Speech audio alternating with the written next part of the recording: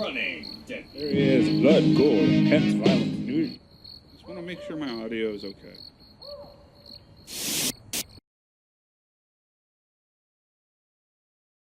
Greetings, everyone. We are back at it once again. Here is the pre-game show of our upcoming 1,000 point Imperial Fists versus Necrons. Yep. I love them Imperial Fists. So this is, I think, our first no one's bringing in combined arms or combined arms-like Thank God. game. This is full Decurion versus Fist of Medusa Strike Force. So Is that what it's called? yeah. That's a cool name. Not better than Decurion. So we'll step into the game. The game we rolled up for is Escalating Skirmish, and it is Night Fighting. So we'll do an army intro and move on. Alright folks, here is my 1,000-point list of Fist of Medusa Strike Force. So be prepared, this is going to be a pretty long one, so I have quite a few rules to roll through.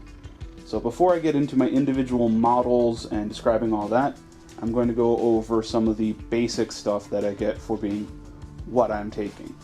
As being Iron Hands chapter, my chapter tactics are the Flesh is Weak, which gives all of my non-vehicle Iron Hand models, so all of my infantry, my special characters, a 6-up Feel No Pain.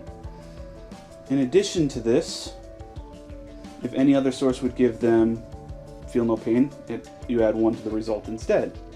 On top of that, I have Machine Empathy. All of my Iron Hands characters and all of my vehicles gain It Will Not Die. In addition to that, my Tech Marine, this fellow right down here, adds 1 to his Blessing of the Omni-Side rolls. So that is the chapter tactics of the Iron Hands. To make up my Fist of Medusa Strike Force, I am required to bring 1 core. So I chose to bring everything here, all of my troops and vehicles here, excluding the Dreadnought, as a Stormlance Battle Demi Company. As being part of the Stormlance Battle Demi Company, all of my infantry models that do not have jetpacks have to start in either a Rhino or a Razorback. I have to have a captain and 3 tactical squads, Devastator squad, and an assault squad. The assault squad I took with jetpacks. What I get for having that is everything from this formation, including the vehicles, because they're dedicated transports for the squads, can reroll hits at any unit that is currently holding an objective marker. In addition to that, any unit with jetpacks, so my Assault Marines, can roll 2d6 after shooting and move that distance, so they can shoot and then roll 2d6 and fall back or advance, but they cannot charge. Any model that doesn't have a jetpack, so all of my infantry and all of the vehicles other than the Dreadnought, can shoot and roll a single d6 and move that distance. If this gets the infantry squads within 2 inches of an access point on any of the vehicles, they can embark on that vehicle even if they had disembarked. So this is a very mobile list. To make up the auxiliary choice, I had to bring 1 extra auxiliary to make the full Fist of Medusa. So my auxiliary is going to be this Dreadnought here, using the Honored Ancients. So that's the general overview of the army. Now to go into more specifics.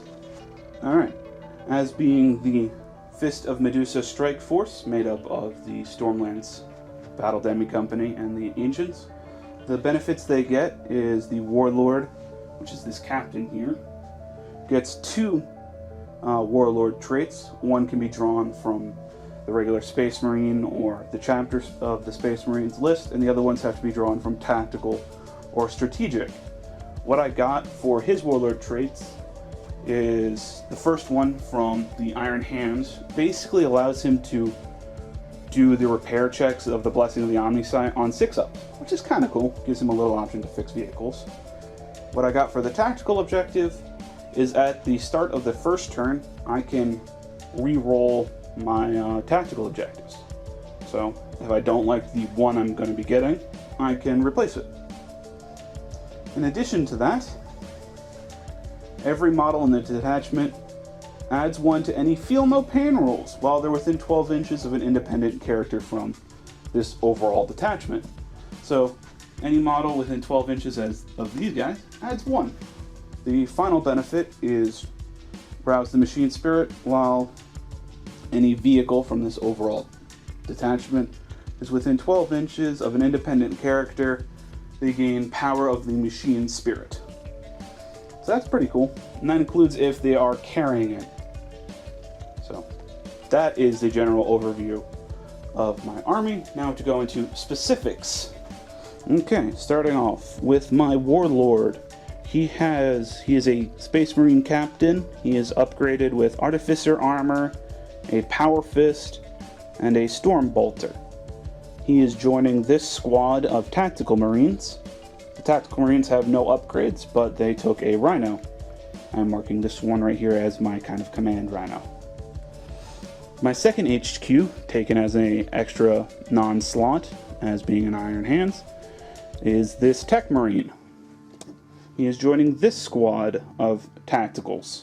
Again, no upgrades on the Tactical squad, riding in the Rhino. The Tech Marine has only a combat harness upgrade. I'm sorry, servo harness upgrade. My third Tactical squad, again, has no upgrades and is riding in a Rhino. All 3 of the Rhinos are upgraded with Dozer Blades. Alright, now onto my heavy support section of the Stormlance. I have my Devastator squad, all upgraded with missile launchers with flak missiles. The Sergeant has nothing special upgraded on him. They are riding in a Razorback with a heavy bolter. No Dozer Blades on that vehicle. My one group of Assault Marines, they are upgraded with just jetpacks. The Sergeant is carrying a Melt-A-Bomb. And wrapping up my army, I have one Dreadnought. It is upgraded with a Assault Cannon and a Heavy Flamer on its Power Fist.